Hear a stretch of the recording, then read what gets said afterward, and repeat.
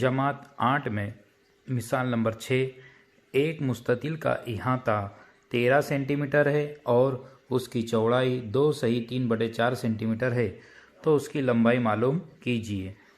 तो अब हम इसे हल करते हैं।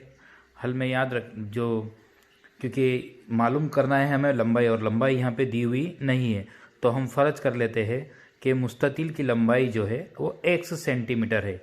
यानी मान लीजिए कि मुस्ततिल की लंबाई 1 सेंटीमीटर है।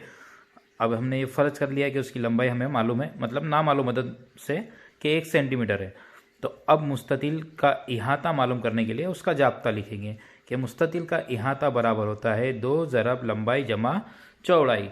अब यहाँ पे हम देखेंगे कि लंबाई तो हमें मालूम करनी है, चौड़ाई जो है वो दी हुई है, यहाँ पे ये चौड़ाई दी हुई है और उसका इहाता भी दिया हुआ है। तो यहाँ मुस्ततिल का इहाता है, तो इहाते की जगह जो है वो 13 सेंटीमीटर लिखेंगे और चौड़ाई की जगह उसकी जो रकम दी है वो लिखेंगे, और फिर इसको आसानी के साथ जो है हम हल कर लेंगे। तो सबसे पहले हम यहाँ पे लिखते हैं, इसलिए कि 3 नुकात, 2 यहाँ दिया हुआ है, लंबाई हमें यहाँ पे मालूम फ़र्ज की है हमने क्या है x, तो लंबाई की जगह जो हमने फ़र्ज की है x, तो वो यहाँ पे लिख दी है, और चौड़ाई जो हमें दी हुई है कितने सेंटीमीटर दी हुई है 2-3/4 कौस बंद बराबर, तो मुस्ततिल का इहाता भी यहाँ दिया हुआ है 13 सेंटीमीटर, तो मुस्ततिल का इहाता हम लिख लेंगे 13। यहाँ पे इतना होने के बाद इस मुसावात को हम जो है हल करेंगे।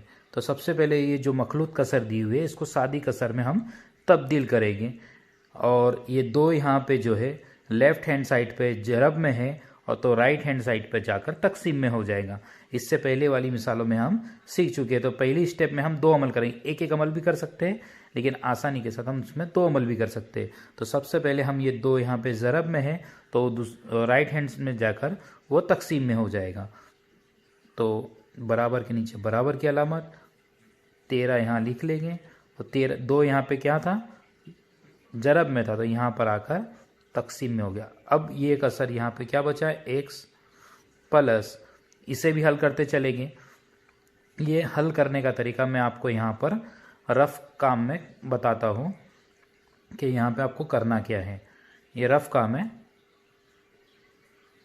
कि यहाँ पे दिया हुआ है, मखलूत कसर को हल करने का तरीका आपको याद दिलाता चलूँ। ये दिया हो तो मखलूत कसर को हल करने का तरीका ये दोनों का ज़रब, यानी 2/4, और इसमें ऊपर वाली रकम को जो है जमा कर देना है, 3 को जमा कर देना है, और नीचे वाली रकम ऐसी ही रहेंगी, इतना करना है। तो फिर 2 चौके 8, 8 और 3 11, और 11 बटे नीचे जो दी हुई रकम वो है 11/4। ये रफ़ काम में मैंने आपको बता दिया। तो इसकी जगह यहाँ पे लिखना है 11/4 और कॉस बन, इतना काम करना है। अब 11/4 यहाँ पे जो है जमा में है, तो लेफ्ट हैंड साइड में जमा में, तो राइट हैंड साइड पे जाकर वो जो है नफ़ी में हो जाएगा।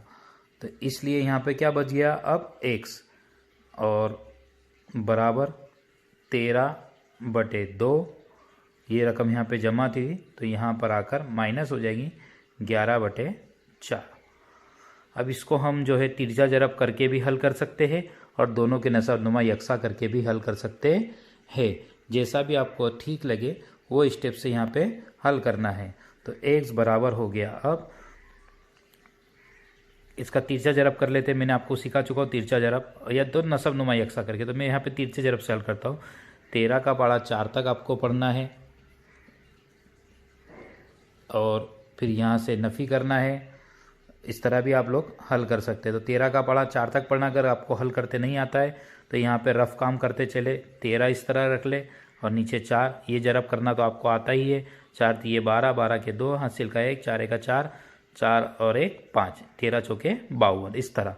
तो ये हासिल हो गया हम ऊपर 52, 13 चौके 52 माइनस 11 का पारा 2, तो बीच में दरमियान में माइनस है तो माइनस 11 दूनी 22, इस तरह हल करना है। और नीचे का ज़रब 2 चौके 8, या इसको अलग अलग भी लिख सकते हैं हम, या लिखना है तो आप लिख ले, इस तरह भी हल कर सकते हैं।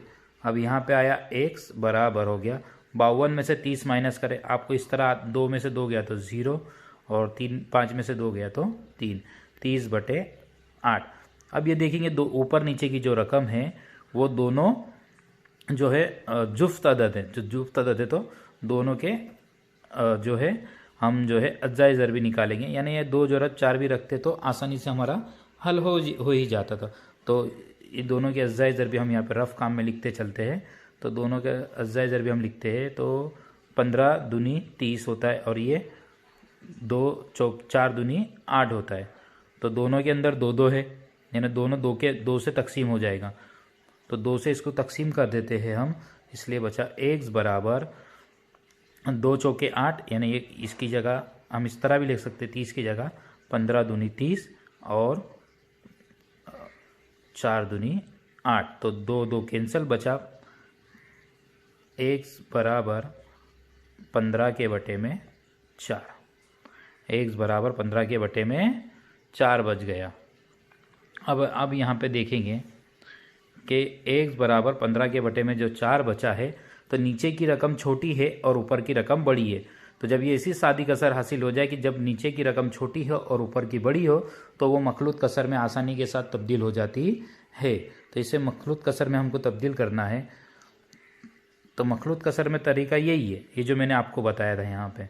तो बटे की रकम चेंज नहीं होती है, 4 है तो 4 लिख देना है, 4 के पाड़े में 15 आते हैं, नहीं 4 चौके 16 हो जाते हैं, तो उससे कम लेना है, तो 4 तिये 12, तो 3 को यहाँ पे सही के मकाम पे लिखना, 4 तिये 12 और 12 में कितना मिलाएंगे तो 15 होगा, तो 3 मिलाएंगे तो 15 हो जाएगा। तो ये हमारे x की कीमत मालूम हो गई। तो x की कीमत क्या हो गई, 3 सही 3/4। और ये क्या है, x बराबर हमको क्या मालूम करना था, तो x जो है मुस्ततिल की लंबाई है, तो इसलिए हम नीचे यहाँ पे लिख देंगे कि इसलिए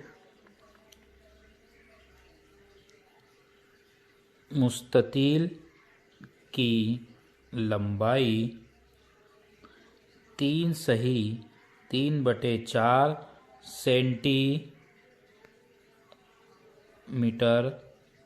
है। ये हमारा हिसाब यहाँ पे हल हो गया। मिसाल नंबर 6 आपके सामने मैंने हल करके बता दिया। उम्मीद है आपको मिसाल अच्छी तरह समझ में आ गई होंगी। तो जाब्ते के हिसाब से हमें ये हल करते चलना है, आसान है। आपको इसी तरह के वीडियो के लिए मैं दूसरा वीडियो भी आपके लिए बना रहा हूँ, जो मिसाल नंबर 7 है वो भी एक मुअम्मा है। तो ये वीडियो भी आप अपने दोस्तों में और अपने साथियों में शेयर करें। शुक्रिया।